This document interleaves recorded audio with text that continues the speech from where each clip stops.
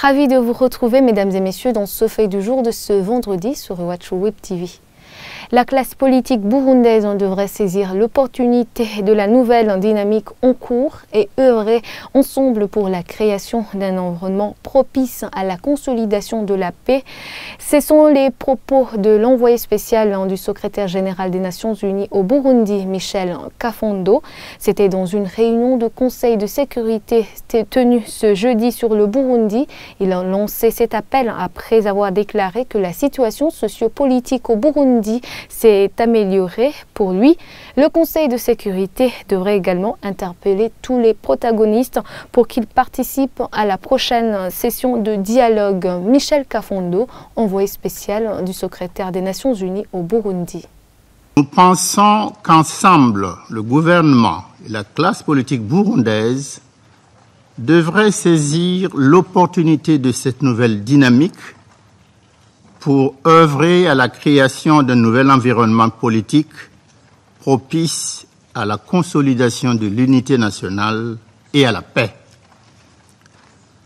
L'atelier d'échange des leaders politiques tenu le 3 août à Kanyanza, en République du Burundi, à l'initiative du ministre de l'Intérieur, qui aboutit à l'adoption d'une feuille de route pour les élections de 2020, rentre dans cette logique et mérite nos encouragements.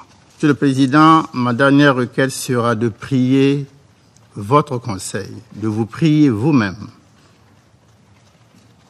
de réitérer votre appel à tous les protagonistes de la crise burundaise pour qu'ils participent sincèrement, de bonne foi, au prochain dialogue, le 5e du genre, et probablement le dernier, qu'avec le médiateur, le facilitateur, l'Union africaine, nous nous attelons à organiser très bientôt, soit à Entebbe, soit à Arusha. La représentante permanente adjointe de la France auprès des Nations Unies a par contre souligné que l'impasse politique qui existe toujours au Burundi reste une préoccupation.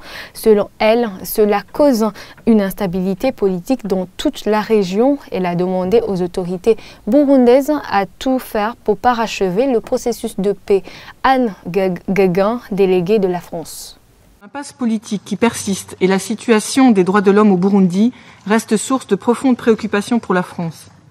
Face à l'absence d'un réel dialogue inclusif et face à la fermeture de l'espace politique, les fractions les plus radicales de l'opposition sont tentées par la lutte armée. Le statu quo, nous le savons, n'est pas tenable. Cette situation est porteuse d'instabilité pour toute la région. Les rapports faisant état d'affrontements sur le territoire congolais, alimentés par des groupes armés burundais, en sont l'illustration. Monsieur le Président, aujourd'hui, je voudrais profiter de la présence de l'excellent représentant permanent du Burundi pour lancer un appel de mon pays, la France, aux autorités burundaises, dans le prolongement des propos tenus par le président Kafondo à l'instant. Il faut travailler à achever la pacification du pays et à assurer la sécurité de tous, contre toute forme de violence, d'où qu'elle vienne. Il est urgent de lutter contre l'impunité, y compris dans les rangs des forces de sécurité. Il est nécessaire d'accepter de s'engager sans condition dans un dialogue inclusif avec toutes les composantes de la société burundaise, en particulier avec ceux qui ne partagent pas les mêmes convictions politiques. Il est enfin crucial pour l'intérêt national de restaurer le respect des libertés fondamentales, notamment la liberté d'opinion et des médias. L'accord d'Arusha, qui est la base de la paix, comme M. Kafondo vient de le rappeler, offre le cadre approprié pour mener cette réconciliation.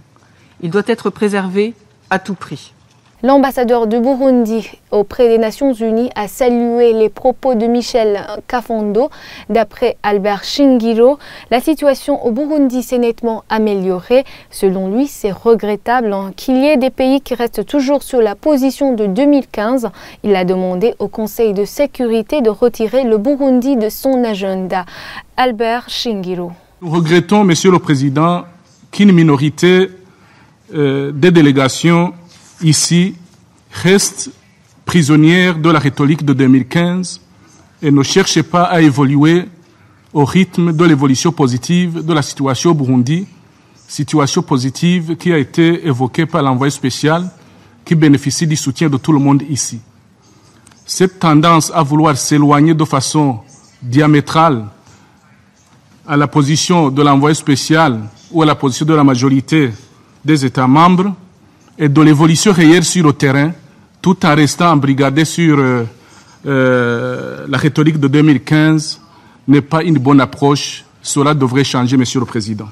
Ma délégation voudrait réitérer son appel vibrant au Conseil de sécurité afin que celui-ci ait le courage de retirer le Burundi de son agenda. Il est de noter que la situation politico-sécuritaire actuelle dans le pays est calme, stable et entièrement maîtrisée. Elle est loin de constituer une menace à la paix et à la sécurité internationale, domaine de compétence de ce Conseil. Aucun argument, Monsieur le Président, aucun argument objectif ne peut justifier le maintien des réunions intempestives sur le Burundi à ce moment. C'était là des extraits d'une vidéo recueillie sur le site des Nations Unies. Voilà, c'est la fin de ce fait du jour. J'espère que vous allez passer une agréable soirée et un bon week-end à tous.